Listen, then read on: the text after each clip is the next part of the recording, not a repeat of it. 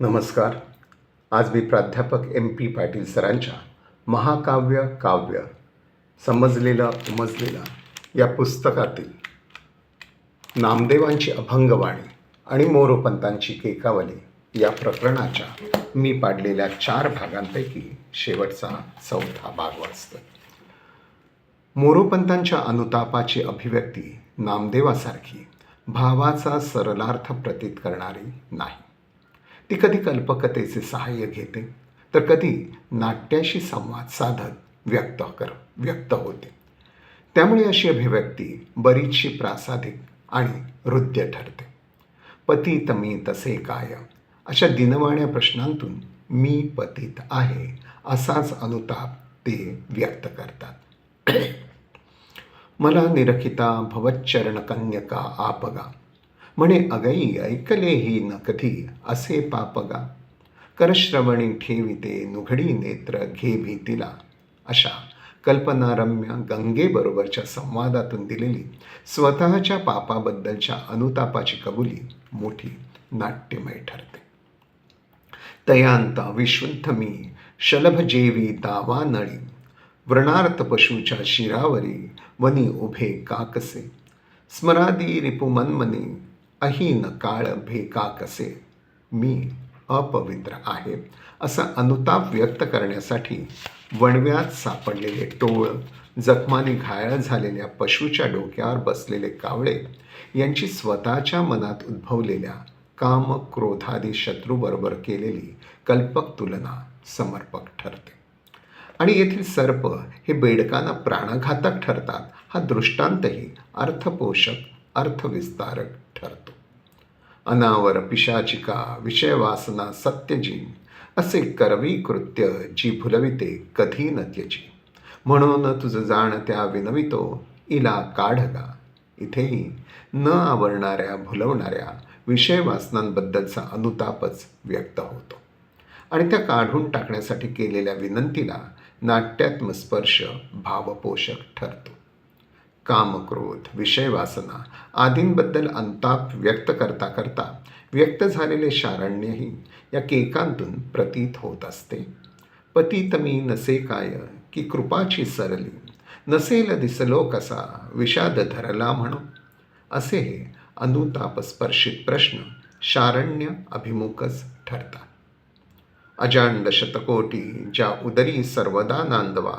न त्यात अवकाशया तरेन तुमच्या बळे भव महानदी नाविका. तुम्हा समग असतरास्तव मला सुदी नाविका. वरील उद्गारात शारण्य व्यक्त होत असले तरी ज्या पोटात शतकोटी ब्रह्मांडे नांदतात त्या ईश्वराच्या पोटात मला जागा करून देणे आणि भवनदी तारून नेण्याबद्दल उताराच्या भाड्यासाठी मला गरिबाला कुणाला तरी विका असे विनवणे यातील कल्पना चमत्कारिक आणि कृत्रिमच ठरतात. विपाक न गणोनी म्या प्रकट आपुल्या घातके. कळोनी अमिते बळे विविध जोडिली पातके. क्षमस्व भगवन्न जा मिळसखोस्मी ऐसे तुला. म्हणे नमुनिया सदुस्तर विपन्न दिसे तुला. तरुण जाण्यास कठीण अशा संकटरूपी नदीवरील पुलाप्रमाणे असणाऱ्या तुला पातके करण्याबाबत अजामिळाचा मित्र शोभेल असा मी तुझी क्षमा मागतो. यामधील व्यक्त झालेले संस्कृत अवघुंठित शारण्य समजून घेता घेता कष्ट पडतातच. शारण्यानंतर उद्धारासाठी मुक्तीसाठीचे ईश्वर नाम हे जे साधन त्याचा नामदेवासारखा उद्घोष नसला तरी येथे नाम महात्म्य गायले आहेच. तरी त्रिभुवनेश्वरा तव विशुद्ध नामावली. मुखी प्रकट होय जी करी सुखी जनामावली. तुझे कुशळ नाम बा मन हळूहळू आकळी. दूर त्यय असा महाखळही यासी भी काकळी. हरिव्यसन पाप हे बहु कशास काया धवा. परित्वरित भेटवी तुझही योग माया धवा. तुझ्या समची हे गुण अणु उणे नसे नाम. वरील सर्व पंक्तीत नामाचे महात्म्य सांगितले आहे. ते वर्णनपर अशा पातळीवर राहिले आहे. तेथे नामाचा भावभरित उद्घोष कुठेच नाही. तरीही ते अधोरेखित व्हायला हवेच. नामदेवाच्या अभंगवाणीत प्रतीक्षा, भांडण, धावा अशा आशयाचे अभंग येतात. त्या प्रकारची निश्चित विभागणी मोरोपंतकृत केकांची करता येत नसली तरी त्या प्रणत वत्सल प्रभूशी मोरोपंतांचा जो सलगीचा नाट्यात्मक संवाद चालू आहे त्यामध्ये प्रतीक्षा, भांडण, धावा या सर्व भावांचा स्पर्श जरूर जाणवत असतो. त्यातील संस्कृत प्रचुरतेचे काठिण्य सोडले तर हे सलगीचे बोलणे म्हणजे मिश्किल, रंजक, हलके फुलके, आल्हाददायक अशा भावनाट्याचा प्रत्यय देणारे ठरते. तुझ्या बहुत शोधले अधनिधी पदांच्या रजे, असे सतत ऐकते, सतत बोलते मीच ते. तुझ्या पावलांच्या धुळीने पापांच्या राशी जर शुद्ध होतात तर मग माझे प्रश्न असे आहेत. तसाच उरला कसा, तसाच उरलो कसा, पतित मी नसे काय, की कृपाची सरली, नसते दिसलो कसा, नयन सर्व साक्षी रवी, विषाद धरिला म्हणो न सुरभी विक्षक्षी रवी. या प्रश्नाला उत्तर मिळत नाही आणि देव तर पावतच नाही. मग याने देवाचा आळसी या विशेषणाने उद्धार करणे. न पावसी म्हणून मी म्हणतसे तुला आळसी, असं मध्येच अधिक्षेप झाला तरी देवाची आळवणी चालूच राहते. अगा प्रणतवत्सला म्हणती त्यात जना पावला, म्हणून तुमच्याची मी स्मरतसे सदा पावला. करू बरी कृपा हरू व्यसन दीन हा तापला, असे मनी धरा खरा भरवसा मला आपला. खरा भरवसा मला हे देवा तुमचाच आहे. हे ठासून पटवण्यासाठी पाप विमुक्तीनी गंगा हिच्याबरोबर झालेले सुरेख काल्पनिक नाट्य देवाला ऐकवले जाते. मला निरखिता भवच्चरण कन्यका आपगा, म्हणे अगई ऐकलेही न कधी असे पापगा. कमरश्रवणी ठेविते नुघडी नेत्र घे भीतीला, न घाली न भिडेस मी जरीही कार्य लोभीतीला.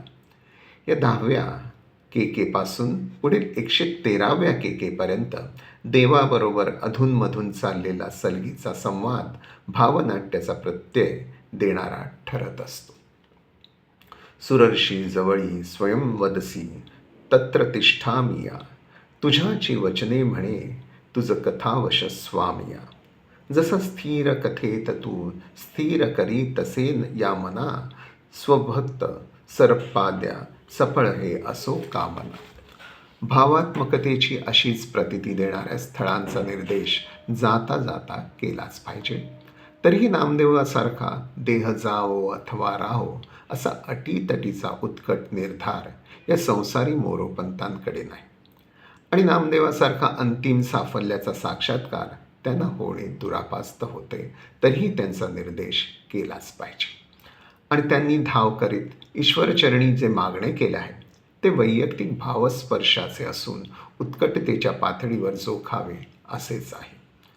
दयाब्धवळशील तो तरी न चालका सेवका, उणे किमपी, असे प्रारंभीच्या 20व्या केकेत म्हणणारा हा मयूर शेवटाकडल्या 121व्या केकेत नामदेवाच्याच उत्कटतेने आळवतो आहे.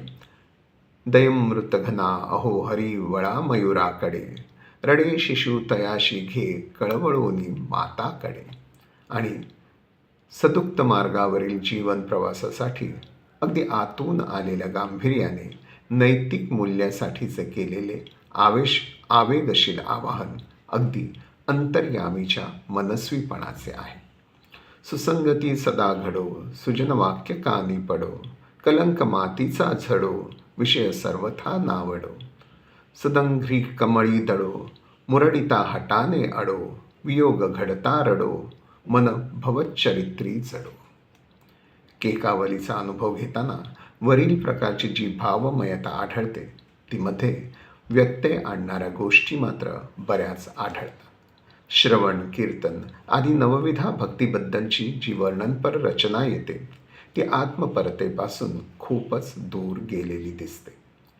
तेथे भक्तिभावाच्या आविष्कारापेक्षा भक्तीचा महिमा पटविण्यासाठी अनेक भक्तांचे चरित्रपर दाखले, दृष्टांत येतात आणि अशाच प्रकारे येणाऱ्या प्राक कथांची रेलचेल भक्तिभावाच्या आविष्काराला झाकून टाकीत असते. प्रल्हाद, ध्रुव, सुदामा, पूतना, खर, बिभीषण, वृक, शंकर, उपमन्यू, व्यास, बळी, गंगा, नारद, सीता, यशोदा, गजेंद्र, द्रौपदी, धर्मराज आदी प्राककथा आणि दृष्टांतामध्ये एक भक्त यापेक्षा संस्कृत काव्य पुराणांचा एक व्यासंगी वाचक याचे दर्शन अधिक होत असते. आणि कल्पनाचित्रे रेखाटतात मी कलाकुसर करणारा व्युत्पन्न पंडित कवी आहे. या प्रतिमेला तो सारखा जपत आहे असे जाणवत असते. नारद कथा, गायन, कविता, सुता, कथा महिमा, स्तुती, माता पिता प्रेम आदींवर रचलेल्या कल्पना आणि त्यात रममाण होत प्रस्तुत आळवणीकडे होणारे दुर्लक्ष हे चांगलेच खटकते. वरील विषयांवरील कल्पना आणि यशोदा, सीता आदींवरील प्रमाणांपेक्षा अधिक लिहिलेल्या केका पंक्ती पाल्हाळिकच ठरतात. एकूण नामदेवांची अमृतवाणी आणि मोरोपंतांची केकावली यांचे अध्ययन अध्यापन करीत असताना पहिलीमध्ये एका ईश्वरार्पण भक्ताची जीवनभरच्या प्रवासात गायलेली उत्कट भावभक्तीची अमृतात न्हालेली उत्स्फूर्त कविता जाणवते. दुसरीमध्ये एका व्युत्पन्न संसारी पंडिताची उतारवयात दृष्टांत कल्पनांची जाणीवपूर्वक सजवलेली भक्तिपर रचना आहे असेच बहुतांशी जाणवत राहते. इथे हा लेख संपतो. या लेखासाठी संदर्भ होते नामयाची अमृतवाणी, संपादक प्राध्यापक हरी श्रीधर शेनोलीकर. 2 मोरोपंतकृत श्लोक केकावली, संपादक श्री ना बनहट्टी. 3 केकादर्श, संपादक परशुराम तात्या गोडबोले. 4 श्लोक केकावली, संपादक प्राध्यापक भालचंद्र खांडेकर. आणि 5 कविवर्य मोरोपंतकृत श्लोक केकावली, संपादक प्राध्यापक मा ना आचार्य. इथे हा भाग थांबवतो. धन्यवाद.